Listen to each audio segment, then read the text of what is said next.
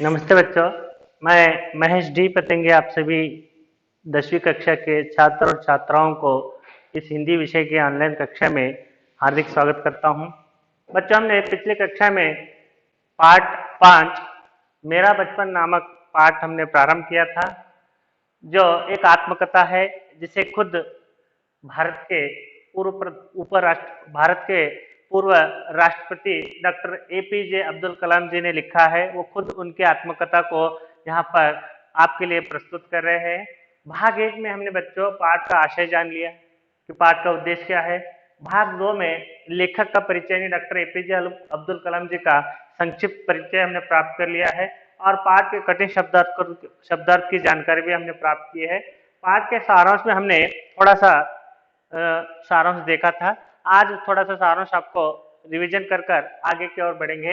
ये पाठ आपको संभवतः यानी 3 अंक के लिए आने के चांसेस रहते हैं। 3 अंक नहीं तो नहीं, 4 अंक के लिए भी आने के चांसेस रहते हैं। बोल नहीं सकते, कभी कभी 3 अंक या कभी कभी 4 अंक के लिए भी आने के चांसेस रहते हैं।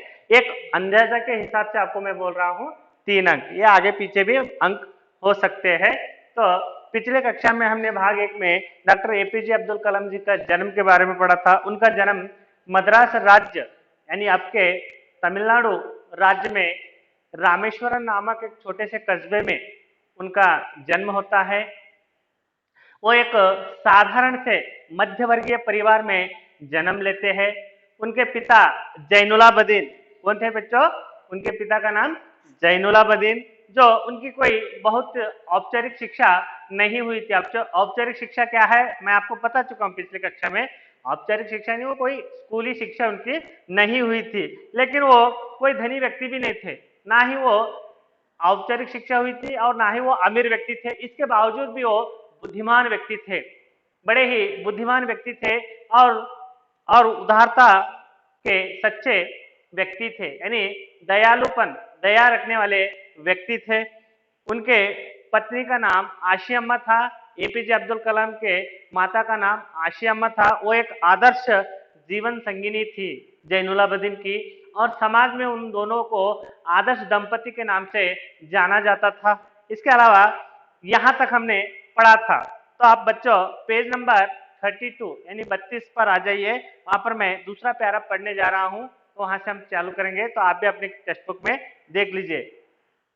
मैं कई बच्चों में से एक था, लंबे चौड़े व सुंदर, माता पिता का छोटा कदकाठी का साधारण सा दिखने वाला बच्चा। यानी कई बच्चे थे उनमें, जैनुलाब्दीन और आशिया अम्मा को, उनमें से एक डॉक्टर एपीजे अब्दुल कलाम भी थे। सुंदर माता पिता का कैसे पुत्र थे वो? छोटे से कदकाठी यानी साधारण से कदकाठी, कदकाठी का मतलब देह की रचना, कदकाठी वाला दिखने वाला एक साधारण सा बच्चा कौन थे? एपीजे अब्दुल कलाम। हम लोग अपने पुश्तैनी घर में रहते थे। एपीजे अब्दुल कलाम कहाँ रहते थे? अपने पुश्तैनी, पैतृक यानी पुश्तैनी का मतलब या पैतृक का मतलब जो बाप दादा से एक ही घर में रहते हो। अब्दुल कलाम, फिर उनके पिता और उनके पिता एक ही घर में जहाँ रहते हो उसे पुश्तैनी मकान कहते हो। पीढ़ी से एक ही घर में चला आ रहा हो, परंपरागत से आता हो, उसे हम क्या कहते हैं बच्चों? पुश्तैनी। आपको प्रश्न पूछ सकता है एपीजे अब्दुल कलाम किस घर में रहते थे, तो उसका उत्तर आपको देने आना चाहिए। एपीजे अब्दुल कलाम पुश्तैनी मकान में रहते थे।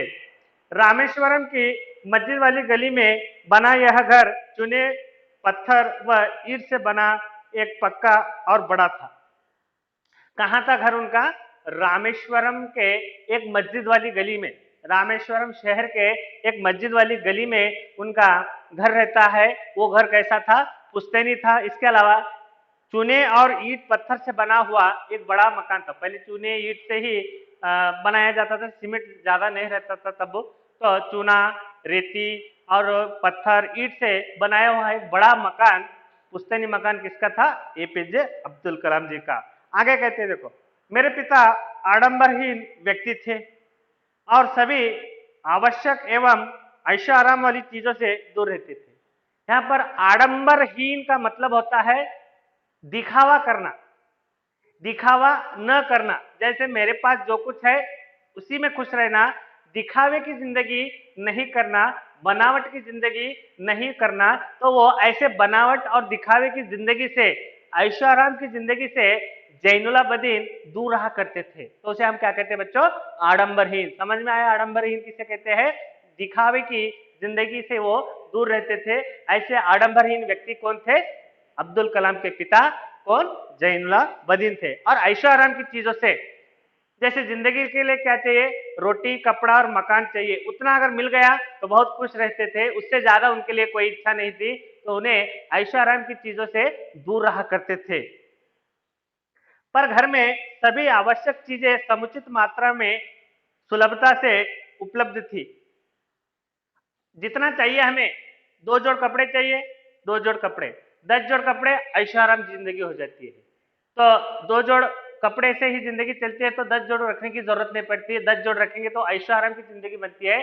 तो हमें जितना चाहिए उतने की पूरी जरूरत उपलब्ध सुलभता से होती थी, यानी आसानी से अब्दुल कलाम जी को जो बचपन में चाहिए अपने घर के लिए वो सब मिलता था, लेकिन ऐशो आराम की जिंदगी उन्होंने नहीं बिताई।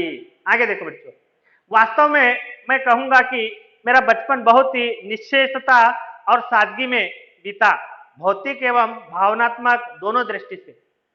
आगे अब्दुल कलाम जी अपने आत्मकथा में कह रहे हैं, इसी वजह से मेरा बचपन, जो पिताजी के आदर्श थे, उसी वजह से मेरा बचपन कैसे बीता, वास्तव में सही में कैसे बीता मेरा बचपन, निश्चेतता यानी बेशक, निश्चेतता यानी बेशक, या संकोचहीन यानी निस्संदेह, वास्तव में मेरा जीवन बेशक या निस्संदेह से सादगी में बीता। सादगी यानी सरल जीवन, सिंपल जीवन, कोई आडंबर नहीं है, कोई दिखावा नहीं है, ऐशो आराम जिंदगी से दूर रहना, सरल जीवन, जिसे हम क्या कहते हैं?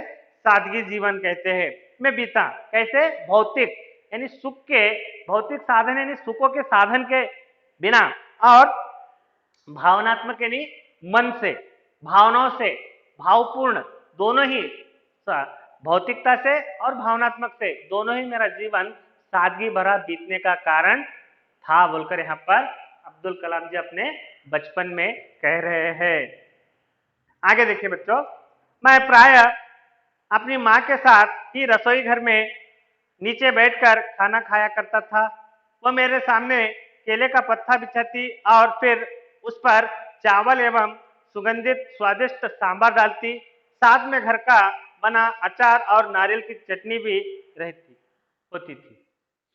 तो अब्दुल कलाम अपने बचपन के एक एक बारे में बता रहे, एक एक विषयों के बारे में बता रहे हैं कि उनका जीवन सादगी भरा बीतने का कारण उनके पिताजी का व्यक्तित्व उनके ऊपर गहरा असर पड़ा। अब माता जी उन्हें रोजाना, प्राय मतलब अधिकतर मैं रसोई घर में अपनी माँ के साथ बैठकर खाना खाया करता था। अब्दुल कलाम जी बचपन में अधिकतर ज्यादा से ज्यादा अपने माँ के साथ रसोई घर में बैठकर ही खाना खाया करते थे। खाने में क्या क्या रहता था देखिए, यहाँ पर बता रहे। ये आपको प्रश्न भी पूछा जाएगा, 2 अंक के लिए प्रश्न आने की संभावना रहती है।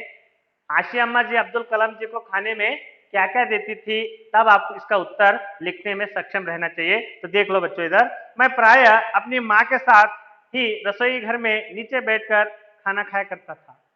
रोजाना अधिकतर रसोई घर में यानी किचन रूम में, रसोई घर किसे कहते हैं? किचन रूम में अपने माँ के साथ बैठकर खाना खाया करते थे। कैसे खा रहे?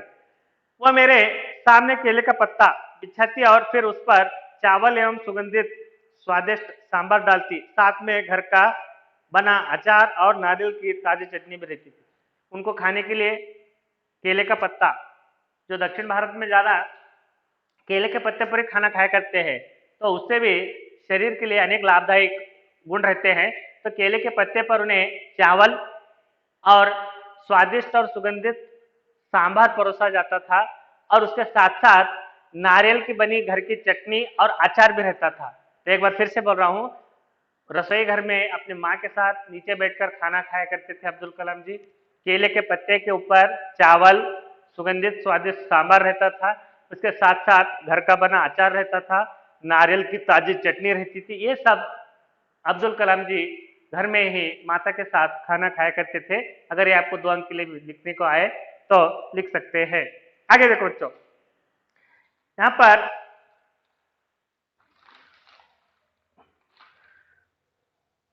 पर आगे कहते हैं अब्दुल कलाम जी अपने जीवनी में, आत्मकथा में, प्रतिष्ठित शिव मंदिर जिसके कारण रामेश्वर प्रसिद्ध तीर्थ स्थल है का हमारे घर से 10 मिनट का पैदल रास्ता था। अब वो अपने रामेश्वरम मंदिर से उनके घर का एड्रेस बता रहे हैं, कहां से कहां तक था। वो वहां पर एपीजे अब्दुल कलाम जी बता रहे हैं, पेज नंबर 33 पर आओ बच्चों।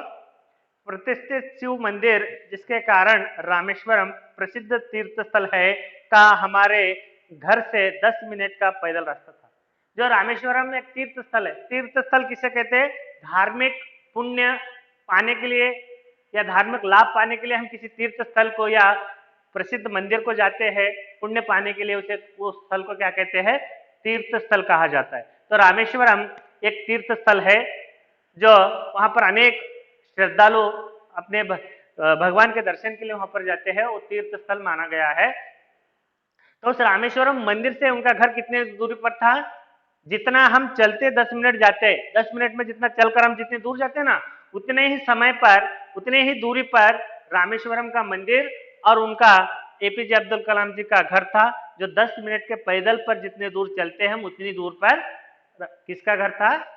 मंदिर, रामेश्वरम के मंदिर से एपीजे अब्दुल कलाम जी का घर था। वहां पर प्रतिष्ठित कौन सा शिव मंदिर है? रामेश्वरम में शिव का मंदिर है, शिव जी का मंदिर है। जिस इलाके में हम रहते थे वह मुस्लिम बहुल था। आगे कह रहे, जिस इलाके में हम रहते थे वह मुस्लिम बहुल था। बहुल का मतलब बहुत संख्या में। उस इलाके में बहुत संख्या में मुस्लिम परिवार रहते थे, जो संख्या अधिक थी मुस्लिम परिवार की। लेकिन वहां कुछ हिंदू परिवार भी थे जो अपने मुसलमान पड़ोसियों के साथ मिलजुल कर रहते थे।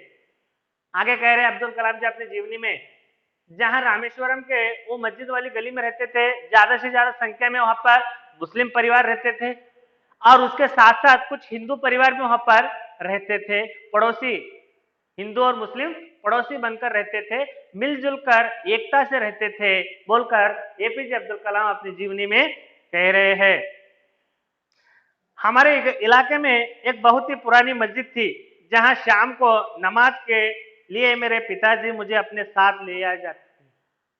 अब जहाँ वो नाम ही पड़ा है उनके गली का नाम मस्जिद वाली गली नहीं, वो मस्जिद वाली गली इसलिए पड़ा कि वहां पर एक पुरानी मस्जिद थी। मस्जिद है नहीं, जैसे हम मंदिर में जाकर भगवान को प्रार्थना करते हैं तो मुस्लिम समुदाय के लोग मस्जिद में जाकर प्रार्थना करते हैं, तो वहां पर वो प्रार्थना के लिए बनाया गया मस्जिद है, एक पुरानी मस्जिद है, इसीलिए उसका नाम, गली का नाम मस्जिद वाली गली पड़ा। तो वहां पर कह रहे अब्दुल कलाम जी, हमारे इलाके में एक बहुत ही पुरानी मस्जिद थी जहां शाम को नमाज यानी प्रार्थना करने, मुस्लिम लोग नमाज पढ़ते ना तो प्रार्थना कहते उसे, प्रार्थना के लिए मेरे पिताजी अपने साथ ले जाया करते थे। जैनुलाब्दीन के साथ रोज शाम को अब्दुल कलाम जी उस मस्जिद वाली गली के पुरानी मस्जिद में नमाज के लिए, प्रार्थना के लिए जाया करते थे। और आगे देखो बच्चों, रामेश्वरम मंदिर के सबसे बड़े पुजारी पंछी लक्ष्मण शास्त्री, यहां पर रामेश्वरम मंदिर के सबसे बड़े पुजारी कौन थे? पक्षी लक्ष्मण शास्त्री मेरे पिताजी के अभिन्न मित्र थे। रामेश्वरम में जो प्रसिद्ध शिव मंदिर था, जिसके सबसे बड़े अर्चक, पुजारी, पूजा करने वाले पंडित किनके पिताजी के मित्र थे? एपीजे अब्दुल कलाम जैनुलाब्दीन के अंतरंग यानी अभिन्न मित्र थे। कौन? रामेश्वरम मंदिर के सबसे बड़े पुजारी पक्षी लक्ष्मण शास्त्री जो है वो एपीजे अब्दुल कलाम के पिता जैनुलाब्दीन के अभिन्न मित्र थे। अभिन्न का मतलब जो कभी न टूट सके, गहरी दोस्ती थी उन दोनों में, दोनों गहरे दोस्त थे, कभी ना दोस्ती तोड़ने वाले दोस्त थे। फिर से मैं बोल रहा हूं, यहाँ पर आगे आपको और एक अंतरंग मित्र बोलकर आता है, तो अभिन्न मित्र किसे कहते हैं और अंतरंग मित्र किसे कहते हैं, ध्यान में रखें तो आपको कंफ्यूज नहीं होता। एपीजे अब्दुल कलाम के पिता और रामेश्वरम के मंदिर के सबसे बड़े पुजारी लक्ष्मण शास्त्री, ये दोनों भी अभिन्न मित्र थे। आध्यात्मिक मामलों पर चर्चा करते थे। आध्यात्मिक मामला यानी धर्म के बारे में, आत्मा के बारे में, मन के बारे में, यानी आध्यात्मिक यानी धर्म संबंधित, आत्मा संबंधित, मन से संबंधित आध्यात्मिक विषयों पर दोनों भी चर्चा किया करते थे, दोनों भी उस विषय पर चर्चा करते थे। जब मैं प्रश्न पूछने लायक बड़ा हुआ तो मैंने पिताजी से नमाज की प्रासंगिकता के बारे में पूछा। जब अब्दुल कलाम बड़े होते, थोड़े से बड़े होने के बाद प्रश्न पूछने के लायक बन जाते हैं, क्वेश्चन पूछने जैसा व्यक्तित्व तो उनका बन जाता है, तो उनके पिता से उन्होंने एक प्रश्न पूछा। कौन? एपीजे अब्दुल कलाम ने अपने पिता जैनुलाब्दीन से एक प्रश्न पूछा। क्या पूछा देखो। जब मैं प्रश्न पूछने लायक बड़ा हुआ तो मैंने पिताजी से नमाज की प्रासंगिकता के बारे में पूछा। प्रासंगिकता के बारे में पूछा, यानी नमाज या प्रार्थना के बारे में संबंधित कुछ प्रश्न पूछे हो सकता है, या नमाज के उद्देश्य या अर्थ के बारे में। प्रासंगिकता का मतलब अर्थ या उद्देश्य, या नमाज की उपयुक्तता, नमाज किस लिए पढ़ा जाता है ऐसा प्रश्न, या नमाज के अर्थ या उद्देश्य, या नमाज के उपयुक्तता। बहुत से अर्थ हो सकते हैं प्रासंगिक का मतलब। तो इसके बारे में किसने, एपीजे अब्दुल कलाम ने अपने पिता जैनुलाब्दीन से नमाज के बारे में पूछा। आपके लिए प्रश्न आएगा कि जैनुलाब्दीन ने नमाज के बारे में किस तरह से विवरण दिया, या नमाज के बारे में जैनुलाब्दीन क्या कहते हैं। इस प्रकार से आपको प्रश्न आता है तो आपको लिखने आना चाहिए। तो यहाँ पर 2 या 3 अंक के लिए आने की संभावना रहती है। देखिए क्या कहते हैं। वे कहते हैं, कौन? जैनुलाब्दीन। वे कहते हैं जब तुम नमाज पढ़ते हो तो तुम अपने शरीर से इतर ब्रह्मांड का एक हिस्सा बन जाते हो, जिसमें दौलत, आयु, जाति या धर्म पंथ का कोई भेदभाव नहीं होता। थोड़ा ऐसा सुनो बच्चों, गौर से सुनो। तो क्या कह रहे हैं, तो नमाज के बारे में, नमाज के उपयुक्तता के बारे में, नमाज के संबंधित कुछ प्रश्न एपीजे अब्दुल कलाम अपने पिताजी से पूछने के बाद उसका उत्तर देने का काम जैनुलाब्दीन यहाँ कहते हैं। जब तुम नमाज पढ़ते हो तुम अपने शरीर से इतर ब्रह्मांड का एक हिस्सा बन जाते हो। जब तुम नमाज अदा करने जाते हो, प्रार्थना करने जाते हो उस भगवान से, तो तुम एक ब्रह्मांड का हिस्सा, यानी इस दुनिया का एक हिस्सा, ब्रह्मांड का एक हिस्सा बन जाते हो, जिससे जिसमें जहां हिस्सा बन जाते हैं, एक भाग बन जाते हैं जिसमें दौलत, आयु, जाति, धर्म, पंथ का कोई भेदभाव नहीं रहता। अमीर गरीब, जाति धर्म भेदभाव, ऐसा कोई भी भेदभाव नहीं रहता, सभी एक समान से हो जाते हैं, कोई भेदभाव नहीं रहता। बोलकर यहाँ पर नमाज की प्रासंगिकता के बारे में कौन किसे बताते हैं बच्चों? जैनुलाब्दीन अब्दुल कलाम जी के बारे में कहते हैं। ये इतना आपको लिखने आना चाहिए, तो आपको 2 अंक मिलने के संभावना रहते हैं। तो यहाँ पर संसार के बंधन से मुक्त होकर मनुष्य भगवान के मध्य करीब होना ही नमाज के जरिए, तो संसार से मुक्त होकर, सांसारिक बंधन से मुक्त होकर भगवान के करीब कर लेना ही नमाज होता है। तो भगवान और भक्त के बीच की दूरी कम करने के लिए नमाज होती है। तो ऐसे नमाज के बारे में कौन?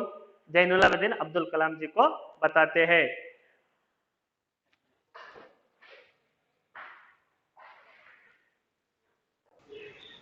तो यहाँ पर नमाज के बारे में सविस्तार जानकारी जैनुलाब्दीन अब्दुल कलाम को देते हैं, और आगे कहते हैं, आगे यहाँ पर कहते हैं पेज नंबर 33 पर बच्चों, मुझे याद है पिताजी की दिनचर्या पाँव फटने के पहले ही सुबह 4 बजे नमाज पढ़ने के साथ शुरू हो जाती है। तो यहाँ पर वो कहते हैं कि उनके पिताजी की दिनचर्या नहीं रोजाना का करने वाला काम, दिनचर्या नहीं रोजाना जो काम करते हैं ना, उसे हम दिनचर्या कहते हैं। सुबह कब उठते हैं, कब दिनचर्या प्रारंभ होकर कब खत्म होती है, रोजाना के कामकाजों को हम क्या कहते हैं? दिनचर्या कहते हैं। पाँव फटना एक मुहावरा है, आपको पूछ सकता है पाँव फटना मुहावरे का अर्थ क्या है। यानी सुबह होना, सूरज की पहली किरण निकलने से पहले, सूरज की किरण निकलने से पहले, सूरज उगने से पहले उसे क्या कहते हैं? पाँव फटना बोलकर मुहावरा है। मुझे याद है पिताजी की दिनचर्या पाँव फटने के पहले ही सुबह 4 बजे नमाज पढ़ने के साथ शुरू हो जाती थी। मुस्लिम समुदाय के बांधव के लोग जो है ना, पांच वक्त के नमाज अदा करते हैं, जो सुबह 4 बजे से शुरू होती है। जैसे उस सुबह 4 बजे नमाज के लिए जब उठा जाता तो पाँव फटने से पहले ही नमाज को उठ जाया करते थे, उनकी दिनचर्या वहीं से प्रारंभ होती बोलकर एपीजे अब्दुल कलाम अपने आत्मकथा में बता रहे हैं। नमाज के बाद वे हमारे नारियल के बाग जाया करते थे। उनका छोटा सा एक नारियल का बाग था रामेश्वरम में। नमाज अदा करने के बाद जैनुलाब्दीन जो है अपने नारियल के बाग को जाया करते थे। नमाज के बाद वे हमारे नारियल के बाग जाया करते थे। बाग घर से करीब 4 मील दूर था। बाग उनके घर से रामेश्वरम से वो बाग 4 मील दूर, यानी तकरीबन 6 किलोमीटर, ऐसे 6-5 किलोमीटर दूर होगा, तो 4 मील दूरी पर था। करीब दर्जन भर नारियल कंधे पर लिए पिताजी घर लौटते और उसके बाद ही उनका नाश्ता होता। सुबह 4 बजे उठना, नमाज पढ़ना, नमाज पढ़ने के बाद वो अपने नारियल के बगीचे जाना, नारियल के बगीचे को जाकर 4 मील दूर चलकर जाना, चलकर आना, फिर आते समय दर्जन भर यानी 1 डजन में 12 नग होते हैं। 1 डजन में कितने होते हैं? 12 नग, दर्जन बोलते हैं उसे, दर्जन भर यानी 10-12 नारियल अपने कंधे पर उठाकर घर कौन लाया करते थे? जैनुलाब्दीन लाया करते थे। और वो दर्जन भर नारियल कंधे पर घर लाने के बाद घर में तभी उनका नाश्ता होता था, यानी टिफिन करते थे। ये उनकी दिनचर्या के बारे में कौन बता रहे बच्चों? एपीजे अब्दुल कलाम जी बता रहे हैं। मैंने अपने विज्ञान एवं प्रौद्योगिक की सारी जिंदगी में पिताजी की बातों का अनुसरण करने की कोशिश की है। वो कहते हैं मेरे जीवन में, यानी अब्दुल कलाम जी के जीवन में पिताजी के जीवन का मार्गदर्शन रहा और पिताजी जैनुलाब्दीन का एक महत्व और उनके व्यक्तित्व की छाप एपीजे अब्दुल कलाम जी पर पड़ती है। क्या बोलते हैं देखो बचपन में, मैं अपनी विज्ञान एवं प्रौद्योगिक, विज्ञान का मतलब साइंस, प्रौद्योगिक का मतलब टेक्नोलॉजी, साइंस एंड टेक्नोलॉजी के क्षेत्र में बता रहे हो, सारी जिंदगी मैं पिताजी के बातों का अनुसरण करने की कोशिश की। सारी जिंदगी साइंस एंड टेक्नोलॉजी के इस क्षेत्र में मैंने अपने पिता के एक एक बातों को अनुसरण करने का, यानी उनकी बातों को मानने का, पालन करने का कोशिश किया है बोलकर यहाँ पर खुद एपीजे अब्दुल कलाम कह रहे हैं। मैं उन बुनियादी सत्यों को समझने का भरसक प्रयास किया है कि ऐसी कोई दैवी शक्ति जरूर है जो हमें भ्रम, दुखों, विषाद और असफलता से छुटकारा दिलाती है तथा सही रास्ता दिखाती है। वो कहते हैं कहीं ना कहीं कोई ऐसी उन बुनियाद यानी जड़, उस सत्य के जड़ को, उस सत्य को जानने का प्रयास किया, उस सत्य के जड़ को, बुनियाद को जानने का प्रयास किया जो हमें कहीं ना कहीं कोई दैवी शक्ति होने का संकेत देती है। तो ऐसी दैवी शक्ति जो है वो हमें क्या करती है?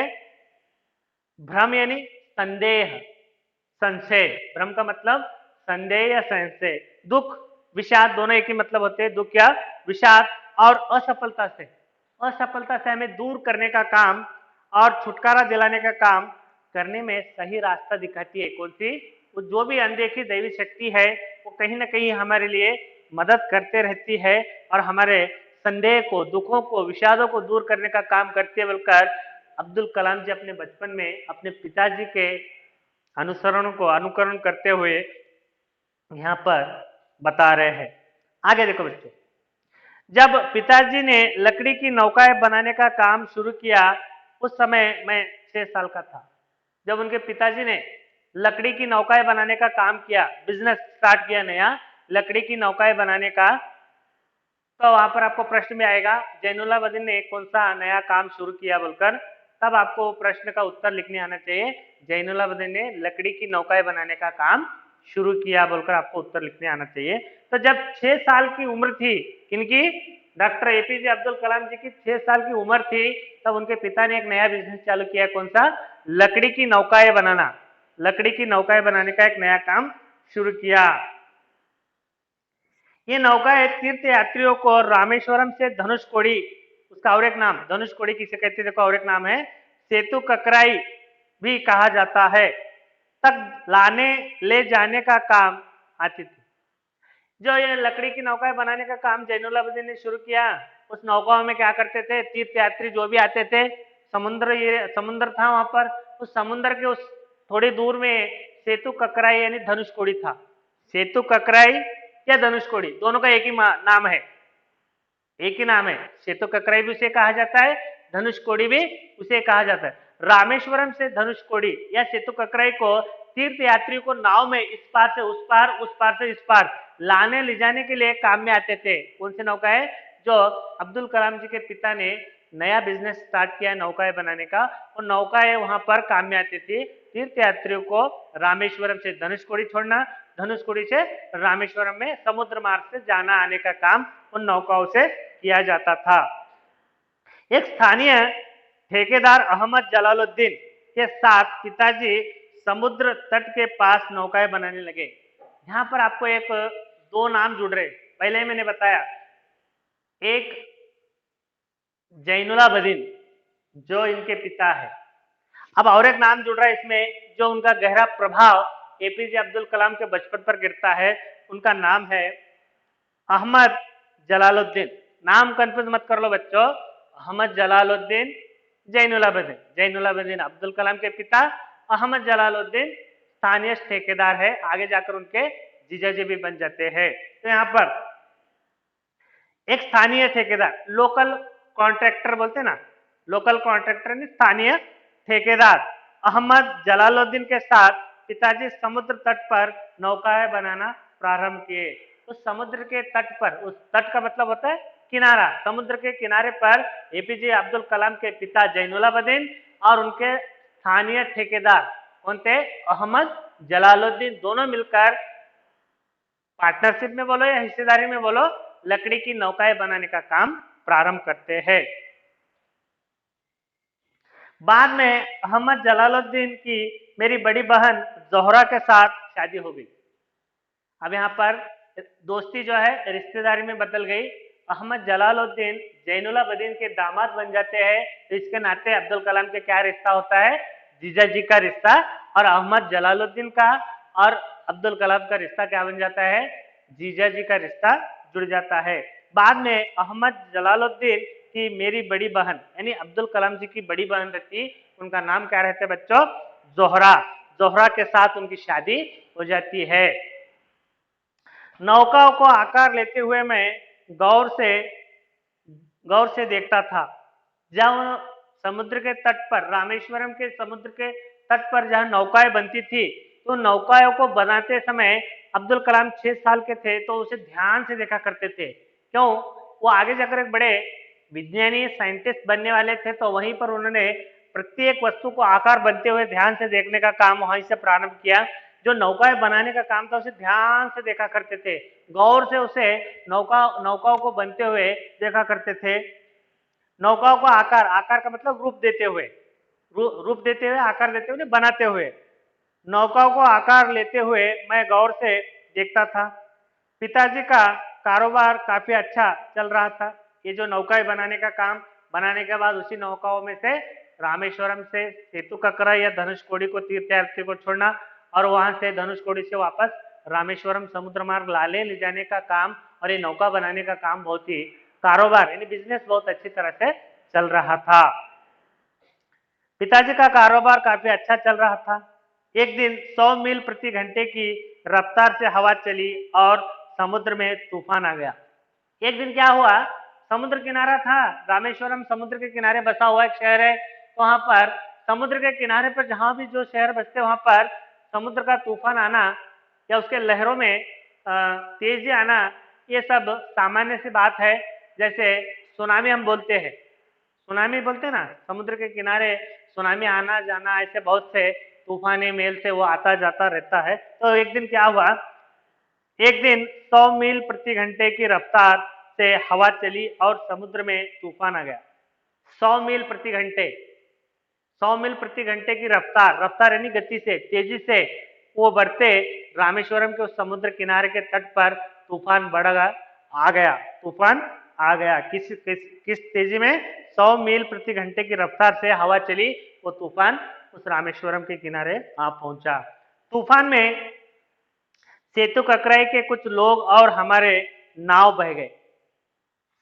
आसान सी बात है, अगर समुद्र किनारे पर बसा हुआ थोड़ा बहुत जो एरिया था, तूफान आया, तूफान आने के बाद उस सेतु ककराई के पास, धनुषकोडी के पास जो भी लोग बसे हुए थे और थोड़े बहुत नाव बनाकर उस किनारे पर रखा गया था, वो तूफान में सेतु ककराई के पास, धनुषकोडी के पास जो लोग थे वो लोग भी बह गए और उसके साथ साथ कुछ नाव बनाकर रखे थे, वो नाव भी उस तूफान में, समुद्र के तूफान में उसी रफ्तार से वो बह गए।